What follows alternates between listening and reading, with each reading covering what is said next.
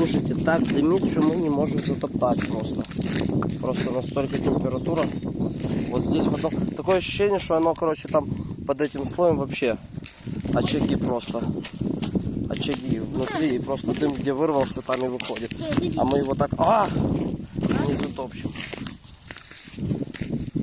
И там продолжать дымить. И тут продолжать дымить. Слушай, его не затоптать, его надо пожарных вызывать. Может, пожарных вызовем? Давай. Ладно, сейчас подумаем.